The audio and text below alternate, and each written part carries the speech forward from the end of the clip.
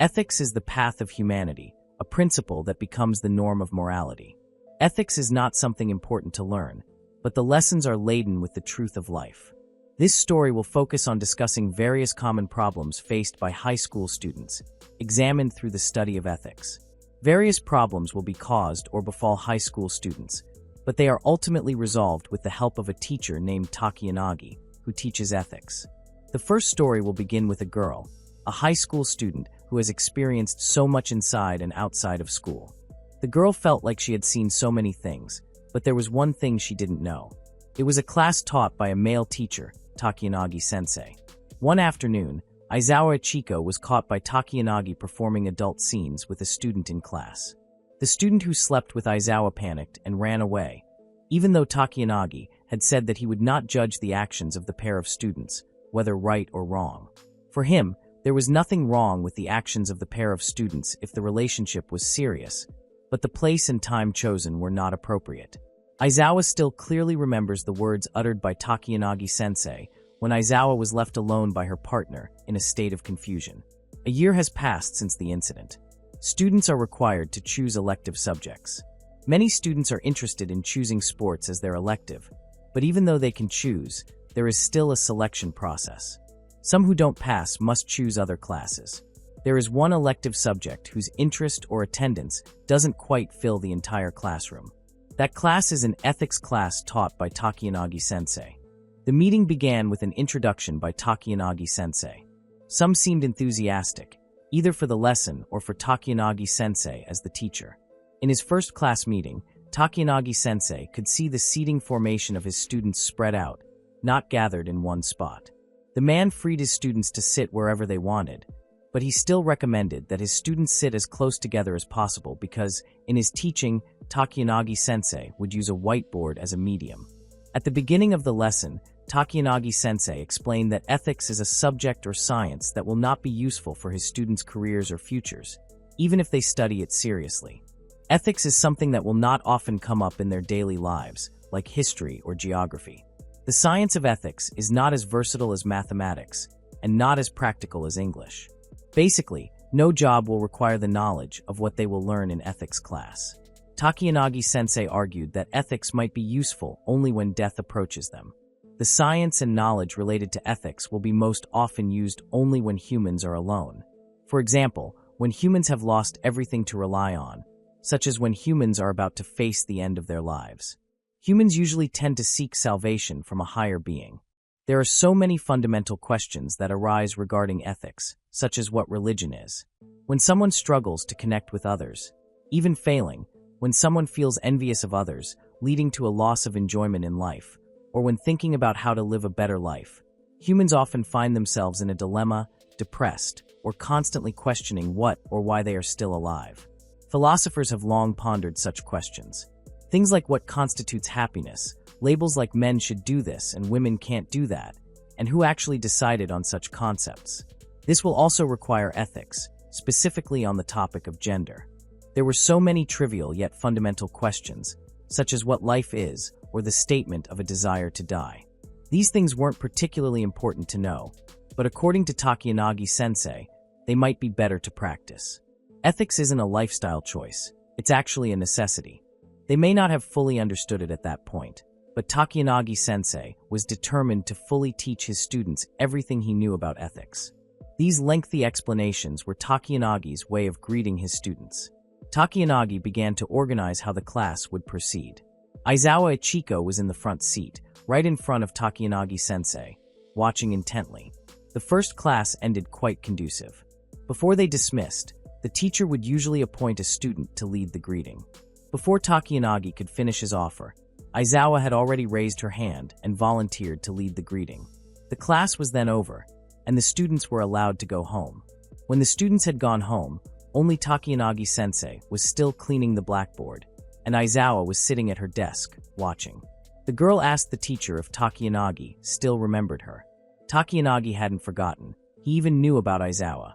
Takiyanagi didn't intentionally find out about Aizawa. He had only heard a lot about her in the staff room. Without further ado, Aizawa suddenly approached him and asked if Takiyanagi-sensei had a girlfriend. Takiyanagi-sensei answered honestly that he didn't have a girlfriend. He He even said that there were so many teachers who were having a hard time with Aizawa's behavior. Takiyanagi-sensei started to talk about all the things Aizawa did that bothered the teachers, but the girl didn't listen and instead said that Takiyanagi-sensei was her ideal type. The girl even sat facing the teacher while spreading her legs. She recounted the incident a year ago when Takiyanagi-sensei caught Aizawa red-handed playing adult scenes with a student. What amazed Aizawa about Takiyanagi-sensei was that Takiyanagi-sensei's attitude and expression didn't change when he caught her red-handed a year ago, unlike the other teachers. Aizawa acted as if she were offering herself by saying that she wanted to see more of Takiyanagi-sensei's expression. Takiyanagi-sensei stepped closer, not to grant Aizawa's wish, but to ask if the girl knew about Oiran. Aizawa was very surprised. The girl knew little about Oiran, who in her mind was a woman wearing a beautiful kimono. Takiyanagi added that Oiran were the profession of the highest class of courtesans that existed during the Edo period. Aizawa did not understand the meaning of what they were talking about. Takiyanagi-sensei then suddenly surprised the girl by asking about her opinion on what it takes to be an Oiran, or in slang, a high-class courtesan. Aizawa simply interpreted the meaning of a high-class courtesan as the one she had always known. Based on her basic knowledge, she then answered that the essentials to becoming an Oiran were a beautiful face and skill in lovemaking. Aizawa even interpreted that perhaps she could become an Oiran, a high-class courtesan. The girl was about to explain her reasoning, but Takiyanagi-sensei acted, knocking the girl off the table. Aizawa could never become an Oiran, Takiyanagi-sensei said. To become an Oiran, Aizawa must be of a high class. Aizawa must also possess classical knowledge of literature, shogi, go, and other arts. This knowledge is useful for entertaining other players. Skills in the arts, such as dancing, singing, playing the shamisen kodo, as well as conducting tea ceremonies, flower arrangements, and so on, are also important to master. An Oiran must also have truly perfect manners, starting from beautiful body movements and a wealth of knowledge, such as calligraphy and impressive handwriting. And most importantly, Oiran was that, although the profession was also prostitution, a girl of Oiran rank never freely offered her body, regardless of how many spears were offered. One had to be able to endure, and only until one's mind truly understood could a girl become an Oiran. From all of Takiyanagi-sensei's descriptions, Aizawa doesn't possess any of those qualities. Aizawa is considered by Takiyanagi-sensei to be classless. All the talk about Oiran is related to their previous discussion. Takiyanagi-sensei likes classy women, but that doesn't mean he likes prostitutes. In fact, in society, being a beautiful woman is enough to attract the interest of adults to the point of falling head over heels for her. A girl needs more than just her looks and sex appeal. Aizawa doesn't have that, but to start, Takiyanagi-sensei's suggestion is for Aizawa to try joining the calligraphy club. Because of her conversation with Takiyanagi-sensei, Aizawa was carried away by her frustration until she was hanging out with her friends. Her male friends tried to cheer up both Aizawa and herself. He tried to invite Aizawa to come to his house. Aizawa didn't listen. The girl's gaze was attracted to the bright lights of the bookstore. She entered it and was followed by her friends. Aizawa saw a magazine with a cover about Oiran. She seemed interested but reluctant to buy it. She didn't want her friends to make a fuss about what interested her, so the girl excused herself that she was thinking about a birthday present for her mother. After that day, Aizawa's daily life went by as usual. Classes remained boring, especially since all the teachers' writing was so beautiful and neat. Aizawa began to be interested in being able to write beautifully. She wanted to learn, but the price of books that could help her practice was a bit of a drain on her pocket money. She still bought them, and even started practicing her writing at home. As a result, she spent a lot of time practicing, even having to skip hanging out with her friends. Her friends felt lonely without Aizawa and asked the girl to come, but Aizawa just listened. The girl reminisced when facing the kanji writing practice book. She remembered the homework from elementary school that she rarely did because her time was spent doing domestic chores at home. This continued until high school. Aizawa was even called to the teacher's office for not doing her homework often. Aizawa was scolded, and the scene was also witnessed by Takiyanagi-sensei. Aizawa, who had just realized the presence of her ethics teacher, then resolved to be more diligent and careful from then on. Aizawa began spending more time in the library and bookstore. She read Oiran-related magazines. Being there made her feel smarter than usual. Changes in herself began to occur slowly. Aizawa even began to find math quite enjoyable. Even hanging out with the delinquents no longer entertained her. One time, her friend Masaya invited her to play adult games. Aizawa immediately refused and left. She felt that she was not a cheap girl. Aizawa's delinquent friends began to feel strange about Aizawa's behavior, while Aizawa herself was enthusiastically waiting for the arrival of the ethics class schedule. Aizawa wondered if what Takiyanagi-sensei had told her was a test. The girl wanted Takiyanagi-sensei to see her, who had now begun to change for the better. As Aizawa walked down the hall, Masaya suddenly pulled Aizawa in from a class. Masaya and his two friends felt that Aizawa had completely forgotten about their recent hangout time. Aizawa did realize it. The girl didn't want to make excuses. She honestly said that she had found someone she liked. That's why Aizawa no longer spent too much time with Masaya and the others. She didn't want to play games or do adult scenes like before. Masaya and the others were quite surprised by Aizawa's change in attitude. They felt that Aizawa had no reason to reject them because Aizawa, in their eyes, was nothing more than a prostitute. Masaya attacked Aizawa forcefully and harassed her. Not only that, Masaya planned to rape her. Aizawa tried hard to refuse, even arguing that she was on her period. But all in vain. Masaya knew the girl was lying, and Aizawa herself was unable to fight Masaya because of the difference in strength. Aizawa regretted it. She regretted what she had done all this time. At first, she truly just wanted to make them happy, but in reality, it was just a worthless, false happiness. Aizawa hated being disliked. She wanted people to smile because of her, so to make that happen, Aizawa was willing to sacrifice and endure the pain. Aizawa struggled, begging to be released, but it was all in vain. The image of Takiyanagi-sensei flashed through her mind. Aizawa realized how foolish she had been. As regrets piled up, the door to the room suddenly opened. Everyone there turned to look at the person who opened the door. It was Takiyanagi-sensei. Masaya didn't stop. The young man instead asked if Takiyanagi-sensei was there and if he hadn't left, intending to watch them. However, Takiyanagi-sensei only asked one thing. Was the situation a mutual agreement? Takiyanagi-sensei seemed to be asking Aizawa. He wanted to know, because if the action was a result of them being too in love to restrain themselves, Takiyanagi-sensei just would have warned them about the bad decisions in deciding the time and place to do it. In the end, Takiyanagi-sensei asked Aizawa directly whether it was consensual. Aizawa was shocked. The girl began to tear up and answered that she didn't agree to it. Takiyanagi-sensei immediately stepped forward to separate Masaya and Aizawa. Masaya did not accept it and ended up hitting Takiyanagi-sensei. Takiyanagi-sensei restrained himself from being violent towards his student. He only tried to hold back and asked Masaya to stop. Takiyanagi-sensei realized his position as a male teacher. He could not hit his students, even female students. Takiyanagi-sensei was not allowed to give a pat on the back to calm her down because it would be sexual harassment. Once again, Takiyanagi-sensei begged Masaya to stop his violence. Masaya was upset. The young man finally left, followed by his friends. Only Takiyanagi-sensei and Aizawa were left there. There was silence for a moment between them. Aizawa cried, apologizing to Takiyanagi-sensei, while the man bent down to pick up his ethics textbook. Takiyanagi-sensei felt he had done something very sinful for dropping his textbook.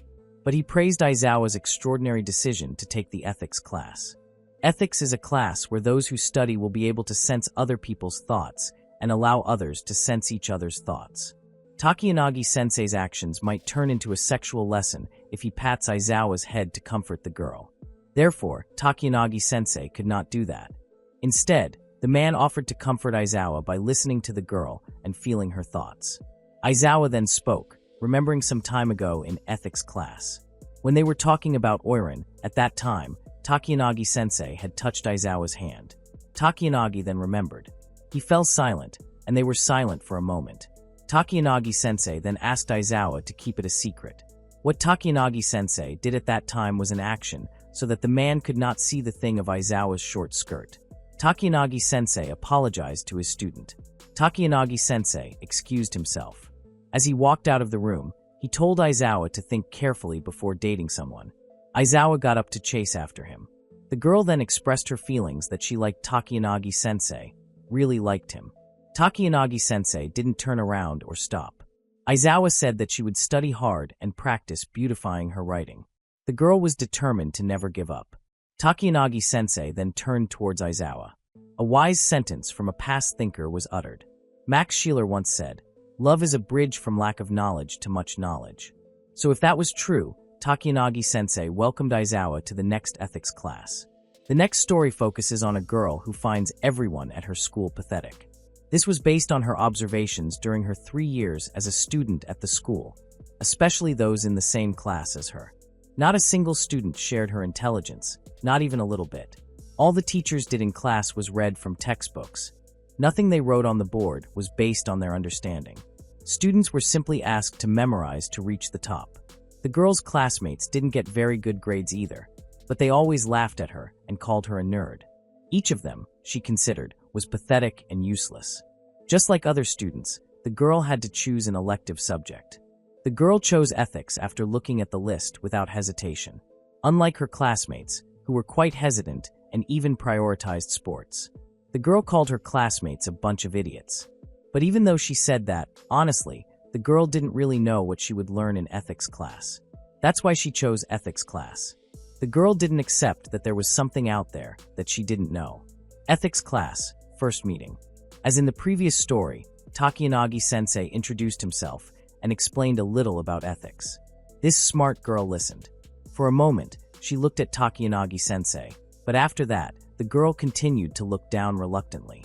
Suddenly, when class was over, this smart girl was approached by her classmate, who was also taking the elective ethics subject. She was Yagi Maria, and the smart girl was Sakai Miyuki. Maria seemed very happy to see a classmate in the same ethics class as her.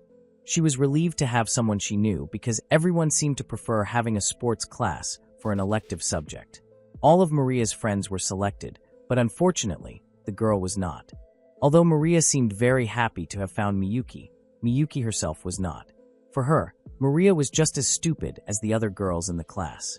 Miyuki was also reluctant to have a friendship with Maria, but unfortunately, she couldn't refuse firmly. Maria didn't realize that Miyuki didn't like her presence. She instead continued to tell her that the reason she chose the ethics class was that she wasn't chosen in another class. Honestly, Maria also didn't really understand what Takiyanagi-sensei had said, but because Takiyanagi-sensei's face was quite handsome, Maria could feel quite at home in the class. Takiyanagi-sensei looked a little intimidating in Maria's eyes, but she was sure that, as a man, he was definitely popular with the girls. Miyuki had an opinion on this. The girl didn't really like Takiyanagi-sensei because she thought he looked down on them, the students, with a condescending gaze. Maria didn't understand what Miyuki was saying, but she continued. Takiyanagi-sensei was born earlier than they and had memorized more textbooks than the students. However, according to Miyuki, this superiority didn't give Takiyanagi-sensei the power to be arrogant towards them. Miyuki felt belittled just because she was young. Miyuki parted ways with Maria. She didn't have time to play with her. Miyuki was still thinking about ethics, the class she was taking. The girl had a rough idea of ethics. During high school, after reading every book in the library during her 3 years of school, Miyuki had realized something. Most things in life could be predicted through books. Any further uncertainties could be resolved through information on the internet. At this stage, Miyuki began to grow frustrated with clueless adults, even her own parents. Miyuki considered her parents equally pathetic at times. She was determined not to grow up like her parents. In class, due to their shared elective class, Maria began to invite Miyuki to talk. The cheerful girl showed off a gift from her boyfriend, a ring for their 1-month anniversary. Maria was impressed because her boyfriend was only a college student, but to give her the gift, he saved some of his earnings from his part-time job. Miyuki just listened silently. Maria then asked if Miyuki had a boyfriend. Maria had a special nickname for Miyuki, Miu Miu. Miyuki was surprised by her new nickname, but she didn't ask. Miyuki then answered Maria's question. She had just broken up with her boyfriend a month ago. Miyuki considered her ex-boyfriends too childish and boring. Their ideas for dates were completely unclear and all the same. Hearing Miyuki amazed Maria. Maria had never had a boyfriend before, while Miyuki had experienced many men who had been her boyfriends. Because of that, Maria then called Miyuki master because of her much deeper experience. Maria was called away by her friends and had to part ways with Miyuki. Miyuki was surprised at how strange Maria seemed to her. However, Maria's statement about Miyuki being more experienced was true. She had been in quite a few relationships before. People always made the first move. Of all Miyuki's past lovers, none of them lasted long. This experience was enough to make Miyuki realize that love was meaningless. Another time, Maria was enjoying her time with her boyfriend. The girl was taken to a place where her boyfriend's friends gathered. Seeing the situation, Maria knew that something bad was going to happen to her. The next day at school, Miyuki had decided that she would tell Takiyanagi-sensei. The girl couldn't focus on the lesson because of Takiyanagi-sensei's condescending gaze on the students, including herself. There was something odd about that day. Not from Takiyanagi-sensei, but from Maria's behavior. That day, Maria just passed by her without talking to her. For Miyuki, that was better than usual. The etiquette class began. Miyuki felt disturbed to see a student who came just to sleep in class, even though Takiyanagi-sensei himself was not bothered at all. Class was over, and Miyuki wanted to ask Takiyanagi-sensei for a moment to talk. The girl asked firmly, "Why does Takiyanagi-sensei always act like that in class?" Takiyanagi-sensei did not understand Miyuki's meaning. The girl explained that Takiyanagi-sensei's gaze in class seemed to look down on the students. Because of that, Miyuki could not focus in class because he felt disturbed. Takiyanagi-sensei replied that he was not or had not looked down on his students. Takiyanagi-sensei actually treated everyone seriously, but indeed, because Takiyanagi-sensei's basic personality is someone who cannot smile brightly at students. Naturally, he is misunderstood.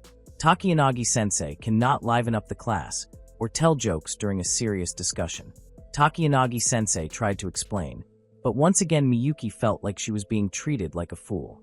The girl was confident that she wasn't stupid just because she was young, so she could tell from Takiyanagi-sensei's attitude that her teacher was looking down on her. Miyuki also protested about the questions that had come up in class that day, which were very difficult to understand, especially the part about the relationship between Heraclitus and Plato, and even the quotations. Takiyanagi-sensei still listened to everything Miyuki said. He even apologized for it. Takiyanagi-sensei promised to clarify the matter in class next week. From Miyuki's various protests, Takiyanagi-sensei could tell that the girl seemed to enjoy the philosophy subject. However, Miyuki immediately denied this assumption. She didn't want her teacher to make random assumptions about her. Takiyanagi-sensei wasn't angry. Instead, he confirmed what Miyuki said and even included a quote relevant to what they were happy about. Everyone takes the limits of their own field of vision for the limits of the world. This quote is an argument put forward by Schopenhauer. Takiyanagi-sensei then said that Miyuki might indeed think that her teacher looked down on his students, but that wasn't necessarily true, as not everyone in the world might think that way. Takiyanagi-sensei advised Miyuki not to make assumptions. Takiyanagi-sensei acknowledged that Miyuki was a very intelligent girl, so it was natural for her to often think that the people around her were immature. However, Miyuki should have known better. Before Takiyanagi-sensei could finish his sentence, the man saw something and immediately rushed away. He entrusted his stack of ethics books to Miyuki while he ran somewhere. Miyuki was shocked. She looked in the direction Takiyanagi-sensei had been looking, and right on the roof, Maria was standing outside the guardrail as if about to throw herself from a height. Miyuki was confused. What exactly was Maria doing in such a dangerous place? Questions about what steps Maria might take began to arise, such as whether the girl would jump or if Maria was just reenacting some scene from a TV show or novel. However, even though there were so many assumptions that appeared in her mind, there was one fact that made her quite anxious, namely, how Takiyanagi-sensei had just responded to Maria's actions so seriously. Shortly after, Miyuki also rushed to where Maria was. The girl wondered why Maria would jump when her classmate, who was considered stupid, seemed much happier than she was. Maria didn't seem to lack the attention of those around her. The cheerful girl even had a boyfriend, so there was no reason for her to commit suicide. Miyuki began to assume that perhaps Maria's actions were caused by her stupidity. Maybe Maria was too stupid to admit that life was important. But then again, what Miyuki definitely understood was that she didn't understand why Maria would try to commit suicide. When they arrived at the rooftop, Takiyanagi-sensei was already there, and Maria was still outside the safety fence. Maria seemed quite calm for someone who had intended to commit suicide but was caught. The girl was only a little surprised when her master came there when she thought everyone had gone home. Maria, with a tone that sounded like despair, opened up to Miyuki. The cheerful girl said that she was no longer pure and a virgin. Miyuki was very surprised, and even her expression was incredibly confused. Takiyanagi-sensei was there while just listening. Maria began to talk about how her boyfriend had a kind of promiscuity club on campus. One time when they were on a date, her boyfriend took Maria to a place where there was a group of men she didn't know at all. Her boyfriend and those men made Maria drink something until the girl passed out. Maria had tried her best to forget the incident, but what happened to her was clearly engraved in her memory. She couldn't forget it. Miyuki panicked. She didn't understand. This time she really couldn't understand. Miyuki shouted, asking Maria if the girl was that stupid. Miyuki wanted to tell Maria that what happened to the girl was no more important than Maria's own life. Unexpectedly, Takiyanagi-sensei shouted. Miyuki was wrong. Losing a family member, divorce, being bullied, not getting a job or being destroyed, even if life just felt boring, it was enough to be a reason for a person to despair and exchange their despair for death. Takiyanagi-sensei then asked Miyuki what it would take for someone to be able to climb the safety fence that towered so high on the school roof. Maria, who heard Takiyanagi-sensei's words, immediately felt that someone was on her side. The girl then wanted to tell her teacher something. Maria told Takiyanagi-sensei that she aspired to become a bride. The girl now felt truly desperate because she thought her dream of becoming a bride was impossible to achieve. Maria felt that she was no longer worthy of anyone because she was no longer pure. Miyuki, who was still there, fell silent. The intelligent girl was also lost in thought. Miyuki began to position herself if she were Maria. The intelligent girl also couldn't be sure that she wouldn't do the same thing as Maria if the incident happened to her. Miyuki was helpless. She wanted Takiyanagi-sensei to say something either to calm Maria or to calm her own thoughts. Takiyanagi-sensei replied that Maria still could achieve her dreams.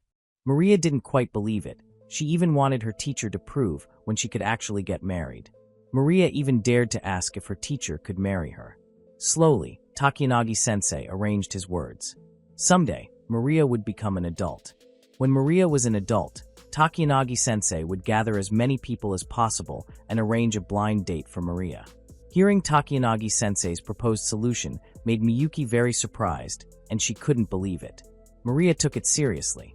How many people could her teacher gather to attend a blind date with an adult Maria? Takiyanagi-sensei was reluctant to lie. The man had a personality that made it difficult for him to make many friends. So if all his friends were gathered, the total number of people Takiyanagi-sensei could gather to attend a blind date with Maria would be only 4 people. Maria burst out laughing. The girl knew that the number of 4 people her teacher was referring to even included Takiyanagi-sensei himself. Miyuki, who heard this, felt confused, but for Maria, the situation was quite entertaining. The girl even wanted the blind date to take place right away, but her teacher couldn't grant it because Maria was still a high school student, which was considered a minor. Maria offered, what if she were 19 years old? That could be possible, but Takiyanagi-sensei told her that his friends were just a bunch of old guys, so it might be very awkward when Maria, who would be his partner, was still a teenager. Maria was quite amused. The hunchbacked girl then asked if a girl like her could find someone good in the future. Maria drowned in tears, questioning whether she could look forward to her future. Her tears were so sad that it felt like the world was collapsing. Takiyanagi told Maria that as long as the girl was ready for the future, everyone had the right to look forward. Maria decided against it. The girl climbed back up the safety railing. Takiyanagi-sensei was worried that she would move recklessly, but in fact, Maria was quite athletic. Maria knew she was athletic enough to be in the optional sports class, but even so, she was grateful she wasn't in that class. Maria passed Takiyanagi-sensei, who was still standing frozen. The girl turned to Miyuki, who was sitting weakly at what she had just witnessed. Miyuki was worried. Maria then hugged her and thanked Miyuki. Maria said that Miyuki should also come to her blind date. She was sure it would be very fun. From what had just happened, there was one sentence from a thinker from the past that was appropriate. So far, the best proof is experience. The quote was from Francis Bacon. Takiyanagi-sensei added that studying a lot would indeed gain a lot of knowledge, but having fun and having a lot of experience was also a meaningful and enjoyable thing to do. If they were willing to do it, their perspective on something would broaden. Miyuki listened intently, while Maria didn't understand what he meant. They excused themselves because Maria had forced Miyuki to accompany her to karaoke. They said goodbye to their ethics teacher. Takiyanagi-sensei welcomed them to their next ethics class. Moving on to the next story. This time, the story will focus on a teenage boy named Taniguchi Kyuichi. Taniguchi has an ambition to become a teacher.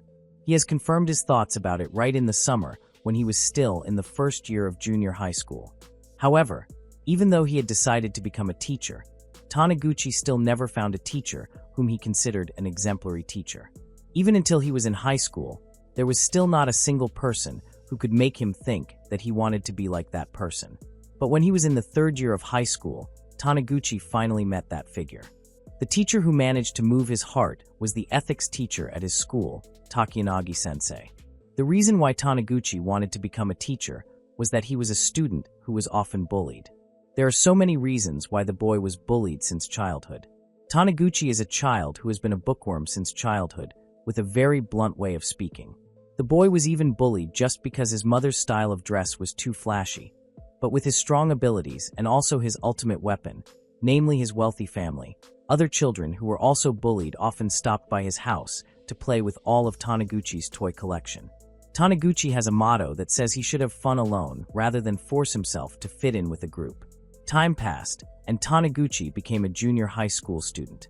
Nothing new when his education level was higher. Even the boy was still often the victim of bullying, which in fact only got worse.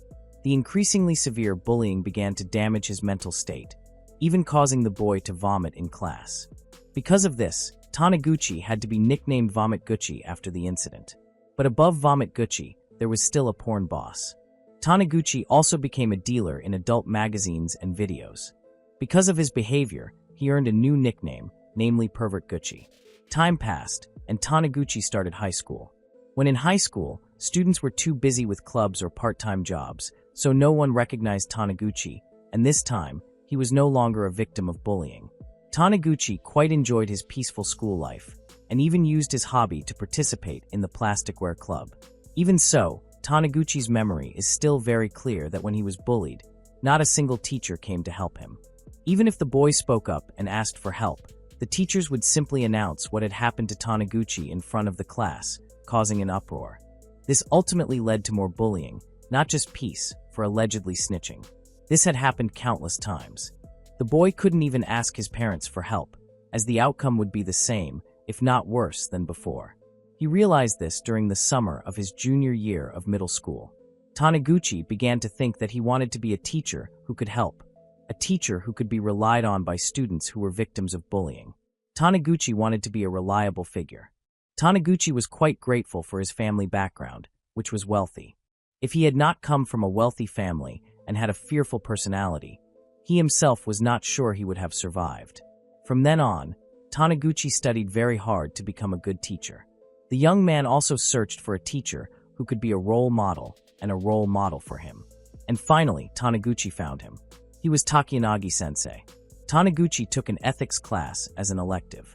In his first class, Taniguchi listened enthusiastically. Just by looking into Takiyanagi-sensei's sorrowful eyes, Taniguchi could immediately tell that his ethics teacher was a good one. He assumed that his teacher had experienced countless hardships. To be honest, Taniguchi had chosen his elective at random and wasn't particularly interested in ethics. However, he desperately wanted to talk to Takiyanagi-sensei. Taniguchi looked for his ideal teacher in the staff room, but he wasn't there. Based on information from other teachers, Takiyanagi-sensei was probably in the social studies prep room. Taniguchi rushed to the room. He paused in front of the door and felt very nervous. The longer he stayed there, the more nervous he felt, so the young man no longer thought long and decided to knock on the door. As soon as the door was knocked on, Taniguchi was invited to enter. In the room, there was only Takiyanagi-sensei, enjoying a cigarette that he smoked. The man asked who Taniguchi was looking for. Taniguchi answered honestly that the figure he was looking for was Takiyanagi-sensei himself. But something had changed. Taniguchi really hated cigarettes because his bully used to stuff cigarettes in him. Even so, he couldn't leave immediately. Takiyanagi-sensei knew Taniguchi's identity, who was a third-grade student, but before their conversation could begin, a female teacher came in shouting, firmly reprimanding Takiyanagi-sensei, who was smoking in the room. The female teacher was Kobayashi-sensei. Kobayashi-sensei asked Takiyanagi-sensei not to smoke in the room. Takiyanagi-sensei was then confused about where he should smoke because the smoking corner next to the staff room was no longer there. Kobayashi Hisense felt indifferent because the cigarette smoke was so disturbing to him. He did not care if Takiyanagi-sensei, as an active smoker, would get cancer because of his actions, but what he emphasized was that other people also suffered the dangerous effects of cigarette smoke caused by Takiyanagi-sensei. Because Kobayashi-sensei kicked him out, Takiyanagi-sensei finally asked Taniguchi to talk outside. Taniguchi began to think that his expectations of Takiyanagi-sensei were too high. His thoughts were refocused on Takiyanagi-sensei apologizing to Taniguchi for showing him an inappropriate scene. Taniguchi felt that it was okay. He was more curious about why Takiyanagi decided to smoke. The man then simply replied that his reasons for smoking were ridiculous and so trivial. Takiyanagi then asked if Taniguchi needed anything from him. Taniguchi had a little difficulty answering, but the young man only reasoned that he wanted to prepare for next week's lesson, so he intended to ask Takiyanagi-sensei for an overview of the next class. Arriving back at ethics class, Taniguchi thought back to the fact that no teacher truly guided him, so he himself had to be the first teacher he could rely on. The discussion in his head was suddenly interrupted when Aizawa greeted him. Aizawa greeted him not because they were close, but because the girl wanted to borrow a pencil from Taniguchi. Taniguchi was very surprised. He then lent his spare pencil to Aizawa. Taniguchi honestly didn't really like Aizawa Ichiko because her appearance looked similar to his bully's, however. The young man got a refreshing glimpse under Aizawa's skirt that made him feel the need to thank her. The ethics class began with the arrival of Takiyanagi-sensei. When class was over, Aizawa returned Taniguchi's stationery. After that incident, Taniguchi remembered that Aizawa was in the same class as him. He couldn't stop thinking about Aizawa because of what he saw. Although he couldn't look away from Aizawa, Taniguchi also understood that the girl often hung out with delinquents. Taniguchi even heard rumors about Aizawa being caught red-handed performing adult scenes with Masaya in class. Aizawa would never have anything to do with someone like Taniguchi. That was what Taniguchi thought at first. However, one afternoon during after-school hours, the hallway was empty. Taniguchi walked behind Aizawa, far enough that the girl didn't notice. Taniguchi saw Aizawa suddenly being pulled into a classroom. Taniguchi then became a little panicked. Taniguchi thought that maybe Aizawa and the figure who pulled him into the classroom would do something inappropriate, as in the rumors. Taniguchi then peeked a little to make sure, and instead saw Masaya trying to force his will on Aizawa. Taniguchi became increasingly panicked, especially when he realized the teacher had left. The young man's mind was in disarray. He knew there was a staff room at the end of the hallway, but Taniguchi was still unsure whether he should go and call the staff or if Aizawa and his group were acting on purpose. Finally, after a moment of confusion, Taniguchi decided to help Aizawa, although he was still hesitant because such things were common for delinquents. While walking in confusion, Taniguchi found Takiyanagi-sensei smoking alone. The teacher, realizing Taniguchi's presence, put out his cigarette and approached Taniguchi. Taniguchi reported in a trembling voice that in a classroom, there seemed to be a girl who was about to be molested. Takiyanagi-sensei asked for the exact location, and after finding out, he rushed away to prevent something that could be prevented. Taniguchi waited near the scene. The sound of Takiyanagi-sensei and Masaya's clash was so clear that it made Taniguchi tremble with worry and anxiety. A few moments later, the commotion was gone. Taniguchi finally felt relieved. Taniguchi was pensive. He knew that Takiyanagi-sensei had received a beating from his student because of the incident. Taniguchi wondered how he would have handled the situation if Takiyanagi-sensei hadn't been there. Taniguchi felt happy that he had managed to ask his ethics teacher for help. Shortly after, Takiyanagi-sensei returned to Taniguchi. A bruise was clearly visible on the ethics teacher's cheek. Takiyanagi-sensei thanked Taniguchi because, thanks to the young man's report, Takiyanagi-sensei managed to save a female student. Taniguchi remained silent with his head down. Takiyanagi-sensei then left because he wanted to report the incident to the principal and the parents of the students involved after he finished smoking. Takiyanagi-sensei also invited Taniguchi to go home, but the young man spoke back. With slightly halting sentences, Taniguchi asked Takiyanagi-sensei's permission to talk with him after his teacher finished reporting. However, because of this, Takiyanagi-sensei decided not to smoke and immediately went to report. An hour later, they went up to the roof and had a long conversation. Specifically, Taniguchi confided in Takiyanagi about his ideals, about what a good teacher, in his opinion, was. He told him so much. Taniguchi even talked about his reason for wanting to become a teacher, so he could help his students who might be helpless victims of bullying. Taniguchi was honest about not having found an ideal role model for a good teacher. He felt that his goal might be strange, but it wasn't so for Takiyanagi-sensei. Taniguchi's goal sounded very noble to Takiyanagi-sensei. The ethics teacher could tell that Taniguchi had suffered more than others, so his student could understand the suffering of others very well. Suddenly, Takiyanagi-sensei's face became so helpless. He asked if Taniguchi could save him from Kobayashi-sensei. There, Takiyanagi-sensei told how he had finally been expelled from the social science preparation room. Kobayashi-sensei was a geography teacher who hated smoking. Although smoking was actually allowed by the rules, Kobayashi-sensei always mentioned passive smoking and its effects, so Takiyanagi-sensei had no choice but to leave the place. Taniguchi then asked if Takiyanagi-sensei had never considered quitting smoking, but even though his ethics teacher didn't give a verbal answer, Taniguchi could understand the answer through Takiyanagi-sensei's expression. For Takiyanagi-sensei, quitting smoking wouldn't help him at all. He then wanted to know Taniguchi's opinion of himself. Was he one of those who was wronged because he was unfairly expelled from the room by Kobayashi-sensei, or someone who was wronged because he forced someone to inhale the toxic smoke from his cigarette? Taniguchi looked confused. Takiyanagi-sensei continued, if he was indeed the second choice, he wanted Taniguchi to help him. Taniguchi was silent for a moment. In the story, Takiyanagi-sensei explains that the difference between good and bad is always ambiguous. The man realized that he was wrong, so he did not hesitate to leave without arguing. But on the other hand, Takiyanagi-sensei still believed that he would not stop smoking as long as cigarettes were still legal. Hearing this statement made Taniguchi remember his past when he was bullied. He recalled the responses of the teachers and the bullies, and what triggered him to be treated like that. Finally, a very deep doubt arose, which resulted in a question that Taniguchi finally asked Takiyanagi-sensei. If indeed the bully and the person being bullied both did something wrong, then what should be done and who should be defended? Takiyanagi-sensei was silent to digest the question. Takiyanagi-sensei responded with a quote from Laozi. A good person does good to good people and also does good to bad people. That is the virtue of goodness. Taniguchi still didn't quite understand. In short, he concluded that both the good and the bad are good people.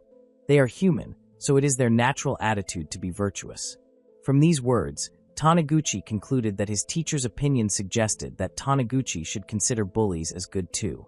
That was true, but if not, there was a possibility that one day the victims who were initially bullied would turn into bullies among the bullies themselves. Takiyanagi-sensei said that he was not a good teacher, but he hoped that Taniguchi would become a good teacher one day. A teacher who could save both bullies and those who were bullied. After saying that, Takiyanagi-sensei then took his leave. For the last question, Taniguchi asked it.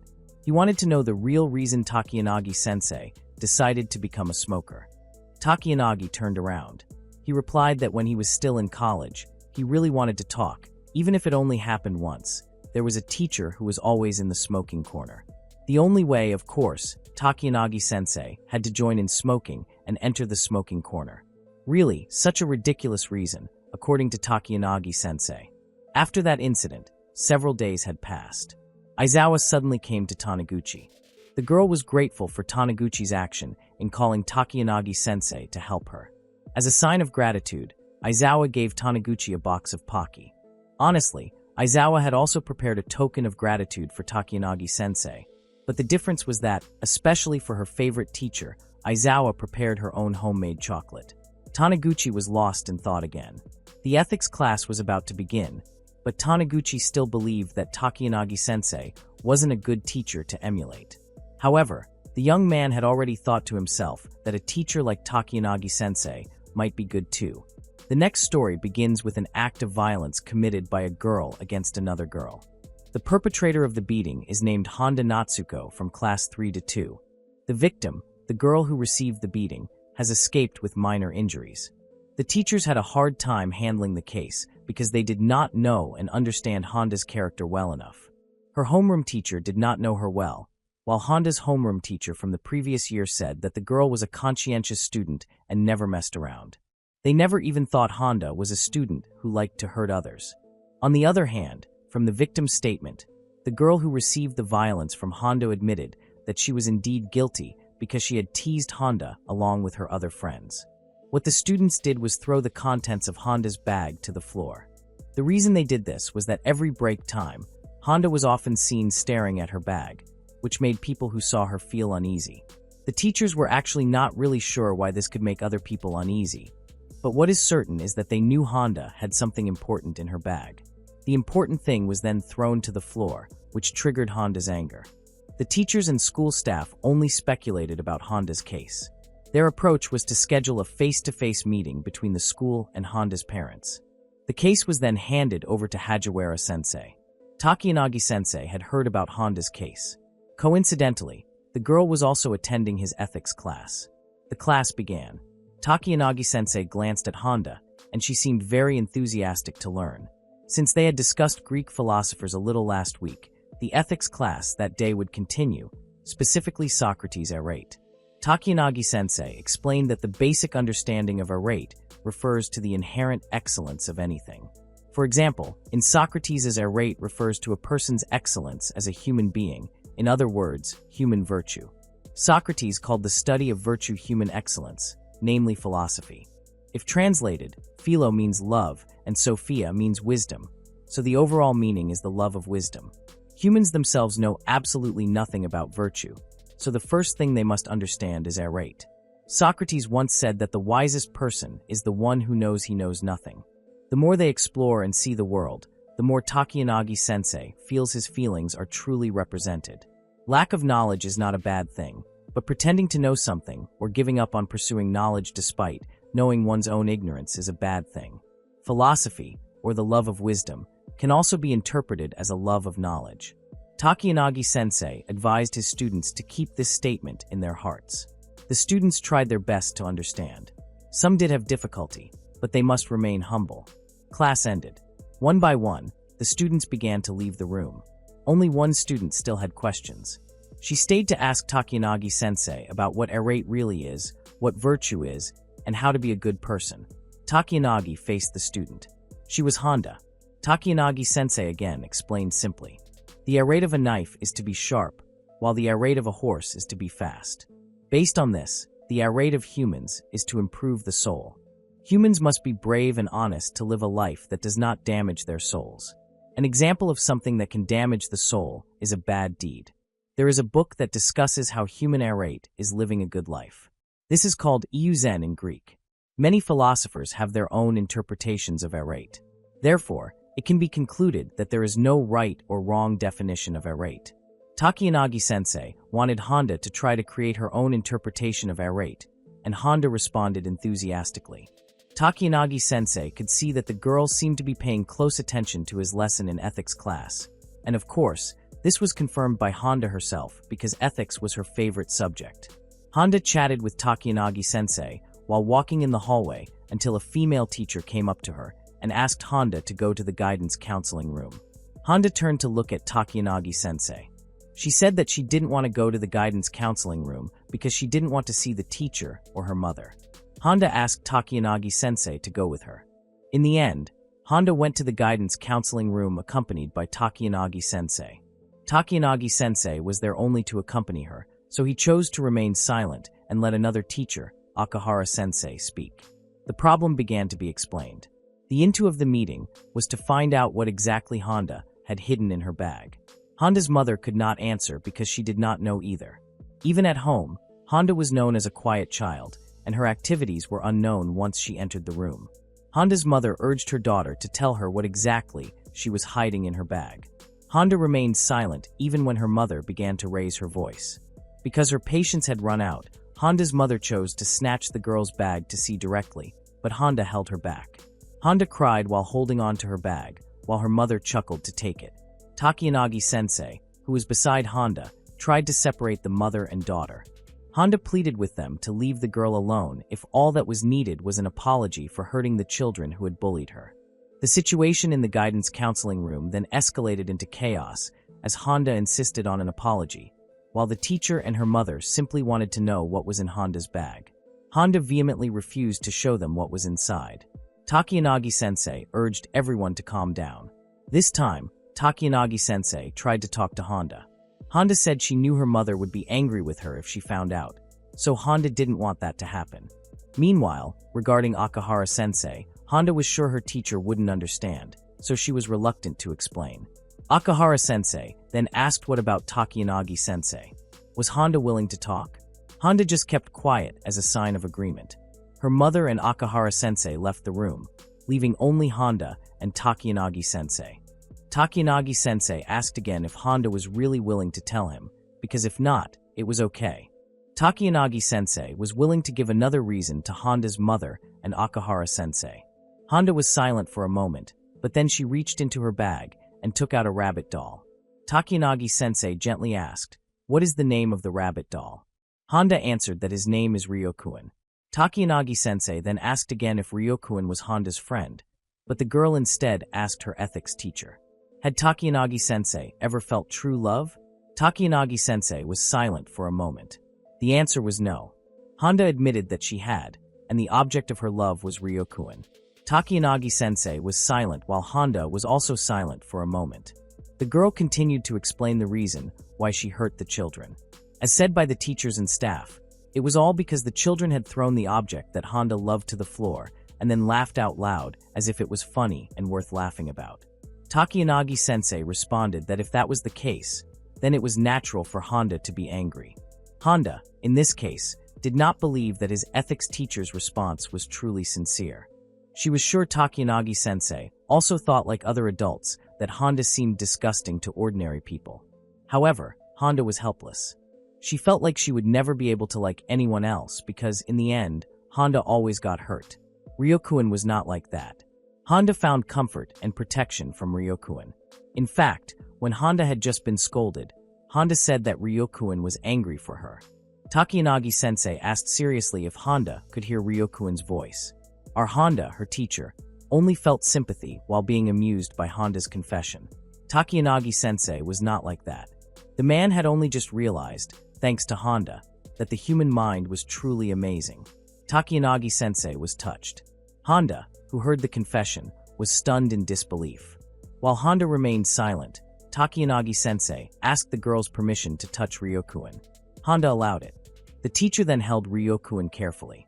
He said that since learning about ethics, Takiyanagi-sensei had always wondered about arate. What exactly does it mean to live a life that does not damage the soul? And what is a good life like? Takiyanagi-sensei asked Honda several questions about whether this case was the first time the girl had hurt someone. The answer was yes. The next question was whether Honda had ever bothered someone, and the answer was no. Had Honda ever skipped class or not done her homework? Once again, the girl answered no. Even bad actions like stealing or anything like that have never been done by Honda. The girl had also never been rude to her mother, but that day was the first time for Honda. One last question from Takiyanagi-sensei: had Honda ever felt so angry that she wanted to fight? And this time the answer was yes. This often happened to Honda, but the girl was always too afraid to express it. So in the end, every night before going to bed, Honda would tell Ryokuen everything she felt. This had been going on for years, even when her emotional outbursts were so painful, making her so sad that she wanted to kill herself. One day, when Honda was about to tell Ryokuen, the girl said that she could finally truly hear Ryokuen's voice comforting her. From that moment on, Honda and Ryokuen's relationship began. No matter how hurt Honda was, the girl still found her will to live. Hearing Honda's story made Takiyanagi-sensei carve a smile on his face. The ethics teacher was convinced that Honda had found her arate. Honda was confused. According to Takiyanagi-sensei, Honda had not only found her arate, but she was also a very kind girl because she never did anything that hurt or saddened others. The incident where Honda was violent towards another student was only because Honda wanted to protect something so precious to her. According to Takiyanagi-sensei, Honda had been and was living a good life with the help of Ryokuen. Takiyanagi-sensei also advised Honda not to lose control and use violence. That was all Takiyanagi-sensei could convey to Honda. The ethics teacher even still held Ryokuen and tried to move or talk to the doll several times. Takiyanagi-sensei asked Honda if Ryokuen said anything while in his hands, but Honda also did not know. Takiyanagi-sensei was so amazed. He did not think that a soul could take the form of Ryokuen. Takiyanagi-sensei was very sure that Ryokuen was a part of Honda's soul. That was why only Honda could hear the voice of the rabbit doll. Honda felt that this was not true because what she had read online was not the case. Honda had read that her condition was described as a sexual object, but the girl herself didn't really understand. Takiyanagi-sensei didn't either. He would find out later when he had time. Honda still had a question for Takiyanagi-sensei. The girl wanted to know if her situation of not being able to like others was considered a bad thing. Takiyanagi-sensei then argued that for anyone, harboring feelings of love was a good thing. However, if someone was harmed because of that love, then maybe that was what turned it into a bad thing. There are some things they must do as humans, even though they know it is something bad. Takiyanagi-sensei then gave an example. No one doesn't know that lying is a bad act, but no one can live without lying. They are humans who learn by doing good things and bad things continuously. They sometimes make mistakes and reflect on them, but continue to move forward despite feeling pain. That is what Takiyanagi-sensei believes is Zen. Once again, Takiyanagi-sensei assured Honda that what the girl was doing was the best thing because Honda still chose to move forward. Hearing those words made Honda smile. Takiyanagi-sensei was starting to feel dizzy from discussing such a heavy topic. He wasn't sure if what he had just said was correct. As usual, Takiyanagi-sensei added a quote from one of the great thinkers of the past, Siddhartha Gautama. The quote is, "Don't believe anything, no matter where you hear it, or whoever says it, unless it aligns with your own heart and reason." They also don't need to believe everything Takiyanagi-sensei says. Takiyanagi-sensei advised that there would certainly be many people who would hurt Honda, but this time, Honda was confident that she would not lose. Takiyanagi-sensei returned Ryokuen to Honda. The ethics teacher then got up and thought about the excuse he should give to Honda's mother and Akahara-sensei. Honda laughed when she knew her ethics teacher intended to lie. Takiyanagi-sensei felt he had no other choice. If Honda's mother and Akahara-sensei really intended to touch on what Honda and Takiyanagi-sensei had just discussed, then Honda's mother and Akahara-sensei should have taken ethics lessons from the beginning. Instead of choosing the good deed of telling the truth, that time, Takiyanagi-sensei chose to do a good deed by protecting Honda. If one day Honda wanted and was willing and even ready to tell the truth, then Takiyanagi-sensei invited Honda to tell her mother and Akahara-sensei herself. Honda was touched by the words of her ethics teacher. Takiyanagi-sensei was the only one who said that to Honda besides Ryokuen. Honda was sure that she didn't know much about Takiyanagi-sensei, but the girl was very sure that her ethics teacher was loved by many people. If not, there would be no way Takiyanagi-sensei could be that mean to others.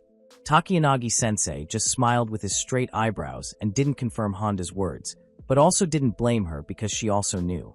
Takiyanagi-sensei excused himself to meet Honda's mother and Akahara-sensei.